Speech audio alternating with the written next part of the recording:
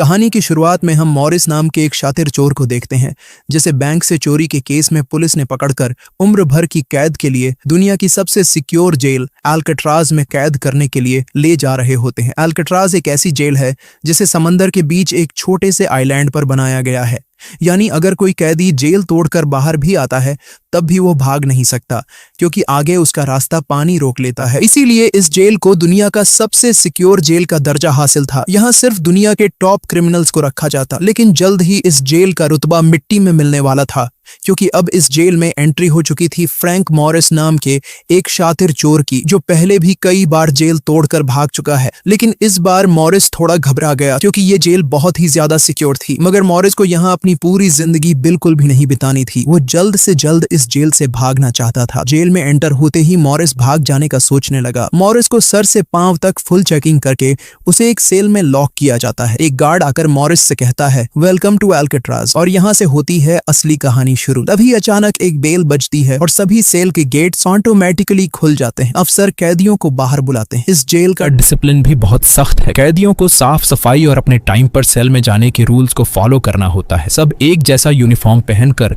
Line में breakfast खाने आ जाते हैं। मॉरिस के सामने लिटमस नाम का एक कैदी होता है। मॉरिस पूछता है कि मुझे तो कांटा ही नहीं मिला, अब मैं नूडल्स कैसे खाऊंगा? लिटमस उसे कहता है, अबे ये तेरा घर नहीं है, जो तुझे मिला है उसे चुपचाप खा ले। तभी वुल्फ नाम का एक खतरनाक कैदी मॉरिस को चिढ़ाने लग जाता है। वुल्फ से जेल में हर एक कैदी तंग था। वो यहाँ हर एक कैदी पर अपनी मनमानी चलाता था और उस पर बलात्कार के ढेर सारे केस भी हैं। इस जेल में एक से बढ़कर एक खतरनाक कैदी रखे जाते हैं। यहाँ लिटमस मॉरिस से थोड़ा खाना मांगता है और इस दौरान मॉरिस उसे अपनी प्लेट दे देता है। जब मॉरिस टेबल के नीचे से देखता है तो उसे पता चलता है कि लिटमस खुद खाना नहीं खा रहा, बल्कि वो चूहे को दे रहा है। रात को एक गार्ड मॉरिस को वार्डन के पास लेके जाता है। जब मॉरिस वार्डन के ऑफिस में पहुंचता है तो वार्डन मॉरिस से कहता है कि मैं जानता हूं कि तुम बहुत ही शार्प माइंड हो और बहुत इंटेलिजेंट भी हो, लेकिन वो सब यहाँ किस काम का, क्योंकि तुम्हारे जैसे यहाँ कितने आए और गए पर यहाँ से कोई बच नहीं पाया। यहाँ कैदी बहुत ही स्ट्रिक्ट रूल्स फॉलो करते हैं। 2 महीने में एक बार ही कोई तुमसे मिलने आ सकता है, और वो भी तब अगर मेरा मूड अच्छा हो। वार्डन बहुत ही सख्त इंसान है, जो जरा सी गलती पर भी कैदियों को बहुत ही स्ट्रिक्ट पनिशमेंट देता है। वार्डन कहता है, यहाँ से भागने का सोचना भी मत, नहीं तो तुम्हारे टुकड़े टुकड़े कर दिए जाएंगे। जिस पर मॉरिस जवाब देता है, नहीं सर, आपके होते हुए यहाँ से कौन भागने का सोच सकता है। लेकिन असल में पहले दिन से ही मॉरिस के दिमाग में यहाँ से भागने की प्लानिंग शुरू हो चुकी थी। इस दौरान मॉरिस मौका देखते ही वार्डन का नेल कटर चुरा लेता है, जो वैसे तो बहुत ही छोटी सी चीज थी, पर मॉरिस को पता था कि अल्काट्राज जैसे जेल में इस छोटे से नेल कटर से भी बहुत बड़ा काम लिया जा सकता है। मॉरिस वापस सेल में आते ही इस नेल कटर को बाइबल में छुपा देता है। अगले दिन बाथरूम में वुल्फ फिर मॉरिस को परेशान करने लगता है, पर इस बार मॉरिस उसे छोड़ने वाला नहीं था। अब मॉरिस अपना असली रूप दिखाता है और उसे पकड़कर उसकी खूब धुलाई करता है। वुल्फ को पीटने के बाद अब मॉरिस का पूरे जेल में एक अलग रुतबा बन गया। हर कोई मॉरिस से डरने लगा। इसके बाद मॉरिस को लाइब्रेरी में काम दिया जाता है। वहाँ इंग्लिश नाम के एक आदमी से उसकी मुलाकात हो जाती है। वो इस जेल का सीनियर कैदी है। इंग्लिश को भी 2 आदमियों के कत्ल की वजह से उम्र भर की कैद सुनाई गई थी। उसने इस जेल में अपनी आधी जिंदगी गुजार दी थी। वो इस जेल के चप्पे चप्पे से वाकिफ है। उसे जेल की हर बात की खबर रहती है। उसे यह भी पता होता है कि आज सुबह मॉरिस और वुल्फ की लड़ाई हुई थी। वो मॉरिस को कुछ किताबें देता है, जिन्हें मॉरिस को हर एक कैदी के सेल में पहुंचाना होता है। अगले सीन में खुले जगह को दिखाते हैं, जहां कैदी कोई न कोई गेम खेल रहे होते हैं। तभी वो डॉक नाम का एक आर्टिस्ट से मिलता है, जो खुद की पेंटिंग बना रहा होता है। डॉक एकदम सीधा साधा और डिसेंट इंसान है, जो कई सालों से यहाँ सजा काट रहा है। उसे पेंटिंग करने का बहुत ही शौक था और अपना ज्यादातर वक्त वो पेंटिंग में ही लगाता। डॉक का कहना था कि अल्काट्राज जैसी जेल में कोई भी पागल हो सकता है, पर उसकी पेंटिंग की वजह से अब तक उसका दिमाग नॉर्मली चल रहा है। मॉरिस डॉक से पूछता है कि इस पेंटिंग में ये फूल क्यों बना के रखा हुआ है, तुम्हारी शर्ट में ऐसा तो कुछ नहीं। डॉक कहता है कि यह मेरी खुशी है, जो सिर्फ पेंटिंग में है, मेरे मन में नहीं। उसके बाद मॉरिस जब अपने दाएं तरफ देखता है तो उसे ऊपर इंग्लिश दिखाई देता है। मॉरिस इंग्लिश की तरफ जाता है। जब मॉरिस उसके करीब जाता है तो उसके चेले मॉरिस को रोक देते हैं। तब इंग्लिश इशारा करता है कि अपना ही आदमी है, आने दो। मॉरिस उसके पास जाकर बैठ जाता है और तुरंत अपने दिल की बात छेड़ देता है। मॉरिस उससे कहता है कि यहाँ से बचने में आप मेरी मदद करेंगे। ये बात सुनकर इंग्लिश तो हंस पड़ता है। देखो बेटा, ये महज सिर्फ जेल नहीं है, ये हम सबकी कब्र है। यहाँ से निकलना है तो पहले हमें मरना पड़ेगा, तब जाके हमारी डेड बॉडी यहाँ से कब्रिस्तान तक पहुंच पाएगी। चलो मान भी लो कि तुम इन बड़ी दीवारों पर चढ़ भी गए और उसके बाद खतरनाक फोर्सेस को क्रॉस भी कर लिया और किसी जादुई शक्ति से तुम यहाँ के सैकड़ों गार्ड से बचकर जेल से बाहर भी निकल जाओ, तब भी यहाँ से भाग नहीं पाओगे, क्योंकि आगे तुम्हारा रास्ता समुंदर रोक लेगा। इसलिए टाइम बर्बाद मत करो और चुपचाप सजा काट लो, कम से कम जिंदा तो बचे रहोगे। लेकिन मॉरिस अपने इरादे का पक्का था, वो हर हाल में इस जेल से भागना चाहता था। उस रात एक अफसर मॉरिस को बताता है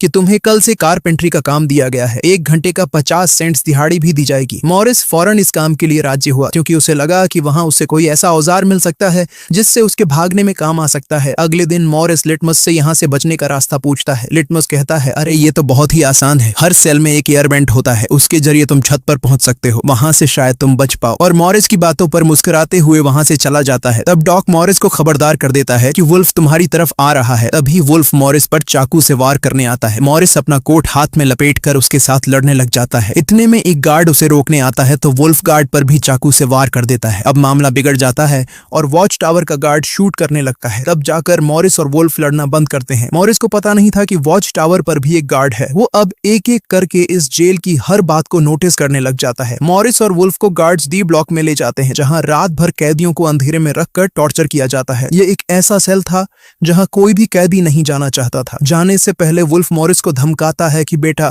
तेरी मौत तो मेरे हाथों होगी। उस रात मॉरिस को तरह तरह के टॉर्चर्स सहने पड़ जाते हैं, जिससे उसकी हालत काफी खराब हो जाती है। 2 हफ्ते तक इस अंधेरे वाले सेल में रहने के बाद उसे वापस उसके सेल में लेके आते हैं, जहां लिटमस अपने पालतू चूहे से मॉरिस को एक नोट भेजता है जिसमें लिखा होता है, वेलकम बैक मॉरिस। एक दिन चार्ली नाम का एक नया कैदी आता है जिसे मॉरिस के पास वाले सेल में रखा जाता है। मॉरिस और चार्ली में जल्दी दोस्ती हो जाती है। मॉरिस फिर उसे अपने दूसरे दोस्तों से भी मिलवाता है। उसी समय वार्डन बिना किसी को बताए हर एक कैदी के सेल को चेक करता है। जब वो डॉक के सेल में जाता है तो डॉक के सेल में उसके बनाए हुए कई पेंटिंग्स होते हैं। वार्डन हैरान रह जाता है कि दिन ब दिन उसकी पेंटिंग तो बढ़ती जा रही है। डॉक ने वार्डन की पेंटिंग भी बना के रखी होती है। उसे देखकर वार्डन मुस्कुराने लग जाता है, लेकिन पता नहीं क्यों अगले दिन वार्डन डॉक के सेल में बनाई गई सभी पेंटिंग्स को बाहर फेंकने का गार्ड्स को ऑर्डर देता है। वार्डन के इस फैसले ने डॉक को अंदर से पूरी तरह तोड़ दिया, क्योंकि डॉक सिर्फ अपनी पेंटिंग के ही सहारे जिंदा था। वह अपने हर एक बनाए हुए पेंटिंग से बहुत प्यार करता था, क्योंकि यहाँ उसकी सिर्फ एक ही खुशी थी और वो भी उस बेचारे से छीन ली गई।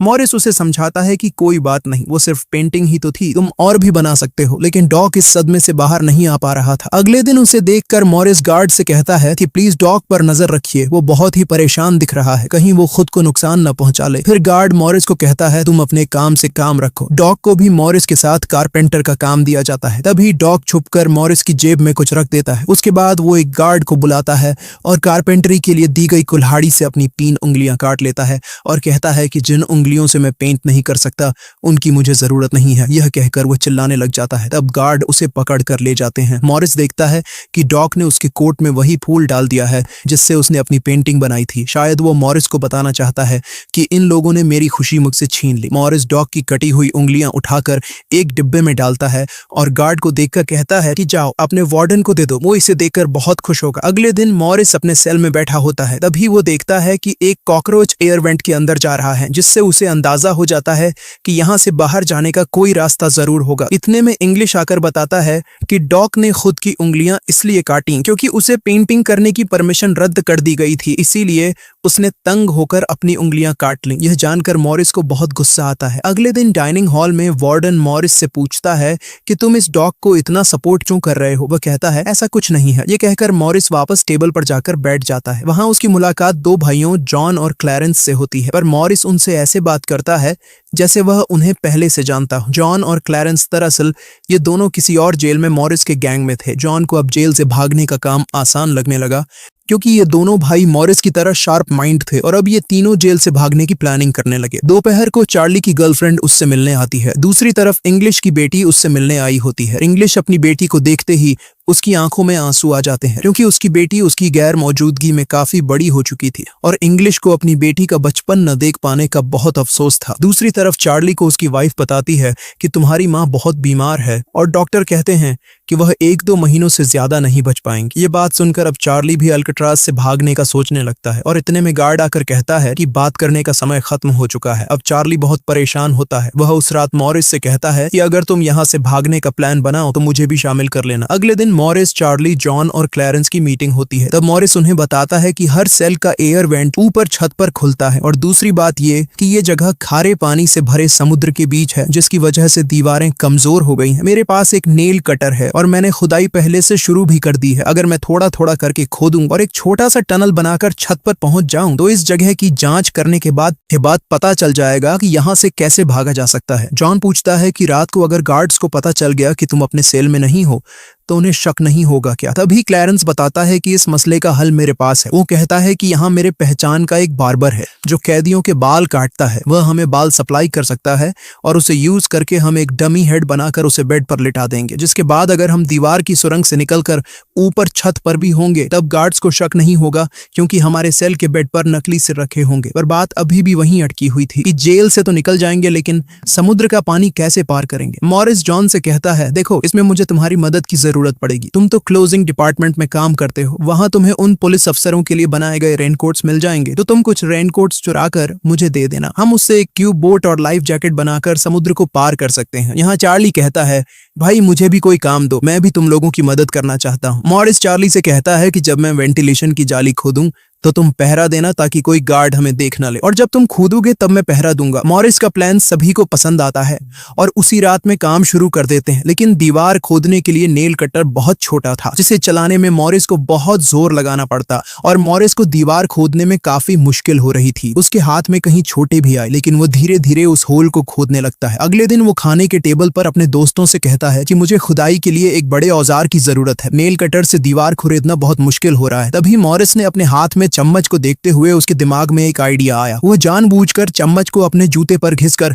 उसे गंदा कर देता है। उसके बाद मॉरिस ने गार्ड को बुलाया और कहा कि ये चम्मच गंदा है, मुझे दूसरा चम्मच दो। बाकी लोगों ने भी गार्ड से उनका चम्मच बदलने की रिक्वेस्ट की। गार्ड को इसमें कोई गड़बड़ नहीं लगी और उसने फौरन चम्मच बदलने की इजाजत दे दी, जिसके बाद वह सीधा टेबल की तरफ बढ़ता है जहां एक और सिक्योरिटी गार्ड सीट पर बैठा होता है। पर जैसे ही वह टेबल पर रखे हुए चम्मच बदलने लगता है तो जॉन ने वहां मौजूद गार्ड को बातों में उलझा लिया, जिसका फायदा उठाते हुए मॉरिस ने एक के बजाय 2 चम्मच उठा लिए और एक को जेब में छुपा कर रख दिया, जिसके बाद वह सीधा अपने सेल में चला जाता है। रात को इंग्लिश उसे बुक देने आता है तो मॉरिस पूछता है कि क्या यहाँ पर वेल्डिंग करने वाला कोई इक्विपमेंट मिलेगा। इंग्लिश समझ जाता है कि मॉरिस के सिर पर अब भी जेल से भाग निकलने का भूत सवार है। वह कहता है कि मैं तुम्हें पहले भी बता चुका हूँ कि तुम्हारी कोशिश बेकार हो जाएगी क्योंकि तुम पकड़े जाओगे और शायद अपनी जान भी गंवा दोगे। इतने सालों में मुझे कभी भागने का ख्याल नहीं आया क्योंकि मैं जानता हूँ ये इम्पॉसिबल है, लेकिन तुम जिद्दी हो तो मैं क्या कर सकता हूँ, करो कोशिश। लेकिन मॉरिस को उसकी वार्निंग का कोई फर्क नहीं पड़ता। वह अगले दिन लिटमस से माचिस मांगता है और कहता है कि अगर आप मेरी मदद करेंगे तो मैं आपके चूहे को अपने हिस्से का खाना हर रोज दूंगा। लिटमस खुश होकर ये डील मान जाता है क्योंकि लिटमस को चूहा बहुत पसंद था। उसी रात लिटमस मॉरिस को अपने माचिस पास कराता है। मॉरिस नेल कटर के एक हैंडल को निकालता है जिससे वह एक छोटा सा बेलचा बनाने जा रहा होता है। फिर वह चम्मच को तोड़कर नेल कटर की हैंडल से जोड़ लेता है। फिर माचिस चलाकर दोनों को अच्छी तरह से वेल्ड करके एक नुकीला औजार तैयार कर लेता है। बस फिर क्या था, वो वेंट के चारों ओर खुदाई शुरू करता है। चार्ली पहरा देता है। अगर कोई गार्ड उस तरफ आया तो वह तुरंत सीटी मारकर मॉरिस को सिग्नल देगा। पर पहरा देते देते चार्ली की आंख लग जाती है और तभी वहां पर एक गार्ड आता है। पर खुशकिस्मती से ऐन वक्त पर इंग्लिश ने बीच में आकर उस गार्ड का ध्यान भटकाया और दूसरी तरफ इंग्लिश की बातचीत सुनते हुए चार्ली की भी आंख खुल गई, लेकिन टेंशन में वह सीटी भी नहीं मार पाता। जिसके बाद वह कोई चीज गिरा देता है तो मॉरिस उसका इशारा समझकर वेंट को कवर करके बेड पर लेट जाता है। गार्ड पूछता है कि यहाँ कुछ जलने की स्मेल आ रही है। मॉरिस कहता है, सर आपके रहते मजाल है कि कोई स्मोक करेगा, मुझे तो कोई बू नहीं आ रही है। उस गार्ड को भी ठंडक पहुंचती कि चलो कोई तो मेरी कदर करता है। उसके जाते ही मॉरिस वेंट के चारों ओर कंक्रीट निकाल देता है, लेकिन वो देखता है कि वेंटिलेशन जाली के साथ पेच भी घुसे गए हैं जिसे काटने के लिए कोई शार्प औजार लगेगा। इस दौरान मॉरिस को जब भी बाहर जाने का मौका मिलता तब वह ग्रिल से निकली हुई सीमेंट को चुपचाप बाहर गिरा देता। अगले दिन कारपेंटर का काम करते हुए वह एक मेटल उठा लेता है जो चाकू की तरह शार्प है, लेकिन चार्ली उसे कहता है कि मेटल डिटेक्टर से बचकर तुम्हें इसे बाहर कैसे लेके जाओगे। मॉरिस बहुत ही कॉन्फिडेंस से कहता है कि वो सब मैं देख लूंगा। जब मॉरिस बाहर जाता है तो दरवाजे पर मेटल डिटेक्टर बजने लगता है। दरअसल मॉरिस मेटल को हाथ में उठा लाया था। गार्ड पूछता है कि ये क्यों लेके जा रहे हो। मॉरिस कहता है, सर वो मैंने सोचा कि कपड़े टांगने के लिए इसे यूज करूंगा। गार्ड कहता है, ज्यादा होशियार मत बनो और वो मुझे दे दो। ये कहकर गार्ड वो मेटल उससे ले लेता है और मॉरिस को पूरी तरह चेक करके जाने देता है, लेकिन अपना हीरो तो हीरो है। दरअसल उसने 2 मेटल चुराए थे, एक हाथ में लाया था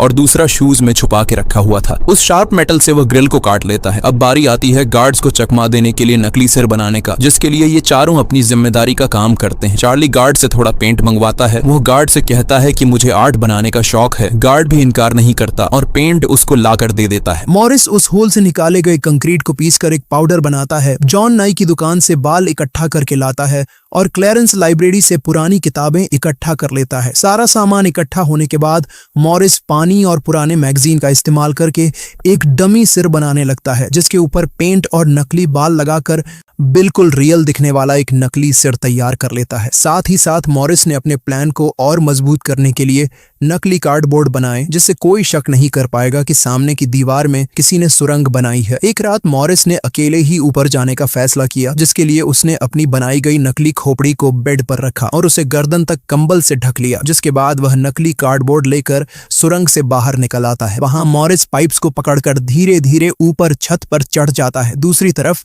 चार्ली बाहर पहरा दे रहा होता है। छत पर पहुंचने के बाद मॉरिस देखता है कि वहां ऊपर एक लोहे का ग्रिल है, जिस तक वह कूद कर भी नहीं पहुंच पाता। इसी बीच एक गार्ड आता है और चार्ली से पूछता है कि इतनी देर रात तक तुम पेंट क्यों कर रहे हो और तुम्हारा दोस्त मॉरिस आज इतनी जल्दी क्यों सो गया। चार्ली कहता है कि जी सर, आज मॉरिस कारपेंटरी का काम करते हुए थक गया था, इसलिए वह जल्दी सो गया। तभी अचानक गार्ड के हाथ से उसकी लाठी नीचे गिर जाती है। उसे उठाते हुए वो देखता है कि मॉरिस के बाल बहुत अजीब दिख रहे हैं। अब चार्ली डर के मारे कांपने लगता है कि आज तो काम से गए। गार्ड मॉरिस के सेल के अंदर हाथ घुसाकर उसके बाल टच करता है तो मॉरिस पूछता है, क्या हुआ सर, मेरे बाल इतने खूबसूरत हैं क्या। लकीली एन वक्त पर मॉरिस नीचे आकर वहां लेट गया था। अगले दिन मॉरिस अपने साथियों को बताता है कि छत पर एक रास्ता है, लेकिन उसे एक ग्रिल से बांध के रखा हुआ है और वह ग्रिल बहुत ऊंचाई पर है। मुझे एक और साथी की मदद चाहिए। तब जॉन कहता है कि मैंने अपना वेंट पूरी तरह खोद दिया है, आज रात मैं भी वहां पहुंच जाऊंगा, दोनों मिलकर ग्रिल को खोलेंगे। उसी रात मॉरिस और जॉन अपने वेंट्स के जरिए छत पर पहुंच जाते हैं। जॉन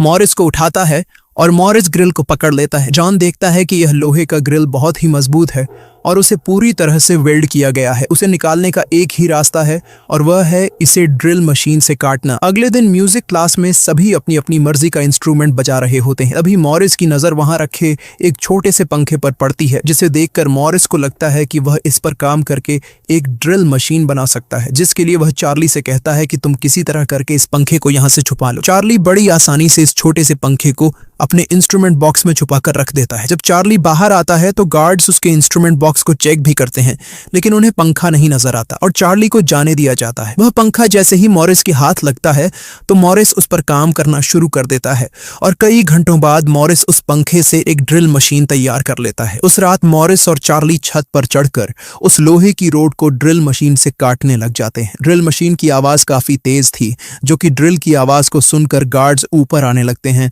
लेकिन तब तक मॉरिस ग्रिल का एक रोड काट देता है और ड्रिलिंग की आवाज बंद हो जाती है। ड्रिल की आवाज बंद होने के बाद गार्ड उसे नजरअंदाज करके वापस चला जाता है। अब इन चारों ने भागने के लिए अपने सभी रास्ते खोल दिए थे, जिसके बाद वह मंगलवार की रात को दुनिया की सबसे सिक्योर जेल एल्काट्राज से भागने वाले थे, जिससे आज तक कोई भी नहीं भाग पाया था। अगले दिन फिर उनकी मीटिंग होती है और वह भी मूवी हॉल में, जहां सब मूवी देख रहे होते हैं। मूवी की आवाज के बीच मॉरिस जॉन और क्लैरेंस से पूछता है कि क्या तुम्हारा वेंट तैयार हुआ है और उन रेनकोट्स का क्या हुआ जिससे हम ट्यूब बोट्स और लाइफ जैकेट्स बनाने वाले थे। वह बताते हैं कि सब तैयार है, हमारा डमी सिर भी एकदम रेडी है, बस बच निकलने की देरी है। अगली सुबह नाश्ते के दौरान मॉरिस ने डॉक के दिए हुए फूल को टेबल पर रखा। वार्डन ने जब इस फूल को देखा तो वार्डर उनकी टेबल पर आकर वहां रखे हुए फूल को मसल देता है। ये देखकर लिटमस को बहुत गुस्सा आता है, क्योंकि ये फूल डॉक का फेवरेट था और डॉक मर चुका था। लिटमस तो गुस्से में उस पर हमला करता है कि एक तो तुमने डॉक को मार दिया और दूसरी तरफ तुम उसकी दी गई एक छोटी सी निशानी को भी नहीं छोड़ रहे हो। लेकिन जैसे ही वह वार्डन पर हमला करता है, उसे अचानक हार्ट अटैक आ जाता है और वह नीचे गिर पड़ता है। मॉरिस को वार्डन पर बहुत गुस्सा आता है और चारों उसी रात बच निकलने का फैसला करते हैं। मॉरिस आधी रात का इंतजार कर रहा होता है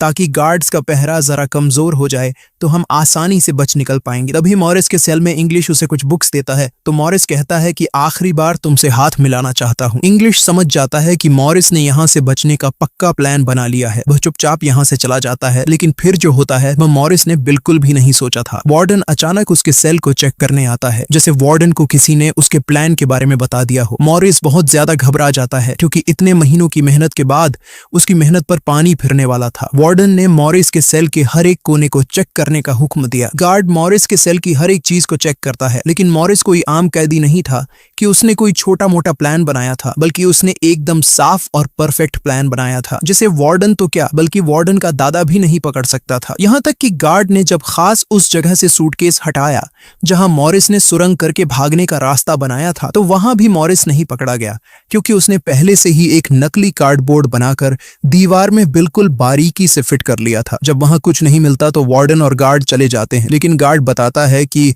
मॉरिस और चार्ली रात भर बातें करते रहते हैं, मुझे तो दाल में कुछ काला लग रहा है। वार्डन कहता है ठीक है, कल तुम मॉरिस का सेल चेंज कर दो, जिससे वो दोनों ना साथ रहेंगे और ना ही बात कर पाएंगे। अगले दिन ब्रेकफास्ट के टाइम पर वुल्फ मॉरिस को फिर धमकाता है और मॉरिस से कहता है कि आज रात तुम्हारी आखिरी रात होगी। मॉरिस अपने साथियों से कहता है कि यह गधा ठीक कह रहा है, आज रात यहाँ मेरी आखिरी रात ही होगी। लेकिन दोपहर को ही वुल्फ मॉरिस पर चाकू से वार करने जाता है, तभी इंग्लिश बीच में आकर वुल्फ को पकड़ लेता है। दरअसल इंग्लिश भी मॉरिस की मदद करना चाहता है, वह कामयाब हो या ना हो, लेकिन इंग्लिश मॉरिस के काम में मदद करना चाहता है। उस रात मॉरिस, जॉन, क्लैरेंस और चार्ली ने अपने अपने वेंट के रास्ते से निकलकर ऊपर छत पर मिलने का फैसला किया। यहाँ तो चार्ली अपने साथियों के साथ भागने के लिए राजी हो जाता है, लेकिन फिर जैसे ही वह सेल में पहुंचता है तो उसे घबराहट होने लगती है। सेल में अकेला बैठकर उसने प्लान में शामिल न होने का फैसला किया और उसके बाकी 3 साथी अपने अपने वेंट के रास्ते से निकलकर ऊपर छत तक पहुंच जाते हैं। वह तीनों काफी देर तक चार्ली का इंतजार करते हैं,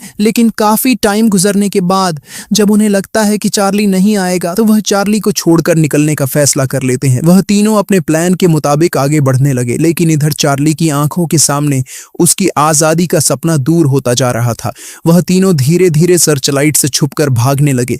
इस तरह से वह छुप छुप कर बिल्डिंग के एंड पर पहुंच जाते हैं। अभी सेल में बैठे चार्ली के दिल में जोश आता है और वह भी भागने का इरादा कर लेता है। वह अपने वेंट के रास्ते से निकलकर ऊपर छत तक पहुंच जाता है, लेकिन अब बहुत देर हो चुकी थी, क्योंकि वह अकेला वहां ऊपर के उस दरवाजे तक नहीं पहुंच पा रहा था। यानी उसने अपनी आजादी का मौका डर की वजह से गंवा दिया। दूसरी तरफ वह तीनों छत पर पाइप से लटक कर नीचे जमीन पर आ जाते हैं और टावर में बैठे सिक्योरिटी गार्ड की नजरों से बचते हुए जेल की आखिरी दीवार तक पहुंच जाते हैं। और फिर वह तीनों बारी बारी उस फेंस की दीवार पर चढ़कर जेल से बाहर निकल आते हैं। अब वह तीनों तेजी से दौड़ते हुए समंदर के किनारे आ गए। फिर वह तीनों रेनकोट को निकालकर उसमें मुंह के जरिए हवा भरने लग जाते हैं। मुंह से भरने में उन्हें काफी टाइम लग रहा था, लेकिन इसके अलावा उनके पास कोई दूसरा रास्ता नहीं था। इसीलिए वह तीनों अपनी पूरी जान लगाकर जैसे तैसे करके रेनकोट से बनी ट्यूब बोट को आखिरकार फुला देते हैं और बोट को पानी में डाल देते हैं। इस तरह से यह तीनों अल्काट्राज के रुतबे को मट्टी में मिलाते हुए भाग जाते हैं। अगली सुबह एक गार्ड हर सेल को चेक कर रहा होता है। शुरुआत में गार्ड को सब कुछ नॉर्मल दिखाई देता है, लेकिन जब वो चार्ली के पास पहुंचते हैं तो चार्ली अपने सेल में भूत की तरह खड़ा होता है और दिल ही दिल में खुद को ताने दे रहा होता है कि काश कल रात को थोड़ा सा हिम्मत जुटा लेता तो शायद बाकी लोगों के साथ बच निकल जाता। गार्ड पूछता है कि तुम्हारा दोस्त यह इतनी देर तक क्यों सो रहा है। यह कहकर वो मॉरिस के सेल में जाकर उसे आवाज देता है, लेकिन मॉरिस की तरफ से कोई जवाब नहीं मिलता। तो गार्ड को गुस्सा आता है और वो सेल खोलकर उसे बालों से पकड़कर उठाने की कोशिश करता है, लेकिन जब गार्ड उसे जोर से ऊपर की तरफ खींचता है तो सिर नीचे गिर जाता है। यह देखकर गार्ड के पैरों तले जमीन ही खिसक गई, क्योंकि मॉरिस अब सेल में नहीं बल्कि बाहरी दुनिया के मजे ले रहा है। बेड पर तो उसने अपना डमी हेड छोड़ दिया था, जिसके बाद पूरे अल्काट्राज में सायरन बजने लग जाते हैं। पूरे जेल में यह बात फैल गई कि जेल से कुछ कैदी भाग चुके हैं, जिसके बाद वार्डन जेल के चप्पे चप्पे में उन तीनों को ढूंढने लगता है। जब वो तीनों जेल के अंदर नहीं मिलते तो वार्डन समुद्र में एक सर्च ऑपरेशन चलाता है। वार्डन को यकीन नहीं होता कि वो तीनों बच निकल गए। उसे लगता है कि जरूर तीनों पानी में मरे होंगे, पर अंदर ही अंदर वार्डन जानता था कि वो तीनों बहुत ही स्ट्रांग थे। उन तीनों ने समुद्र के पानी को पार करके अब आजादी का सांस ले रहे होंगे। वार्डन से हेडक्वार्टर के अफसर सवाल पे सवाल उठा रहे होते हैं, तुम क्या सो रहे थे जब वो तीनों बच निकले। वार्डन बहुत ही टेंशन में होता है, लेकिन तभी वहां पर वार्डन को डॉग का वही फेवरेट फूल मिलता है। इसका मतलब ये था कि मॉरिस वार्डन से डॉग का बदला भी लेना चाहता था। अब सर्च टीम का हेड आकर बताता है कि सर, हर तरफ सर्च हो चुका है, लेकिन उनकी बॉडीज नहीं मिली। अब वार्डन अपनी नौकरी और खुद की इमेज बचाने के लिए उसे कहता है कि जैसा मैं कहता हूँ वैसे रिपोर्ट लिखो कि उन तीनों ने बचने की कोशिश की, लेकिन वो तीनों पानी में डूबकर मर गए। लेकिन वॉल्टन की इस बात पर किसी को भी भरोसा नहीं हुआ, जिसके बाद मॉरिस अल्काट्राज जेल तोड़ने से पूरी दुनिया में जीनियस के नाम से मशहूर हुआ। इस घटना के 1 साल के बाद अल्काट्राज जेल को बंद कर दिया गया, क्योंकि अब इसकी कोई गारंटी नहीं थी कि यहाँ से कोई बच नहीं सकता। इस तरह से सच्ची कहानी पर बनाई गई ये फिल्म खत्म हो जाती है। अगर वीडियो आपको अच्छी लगी हो तो हमारे चैनल को सब्सक्राइब और वीडियो को लाइक जरूर कीजिएगा।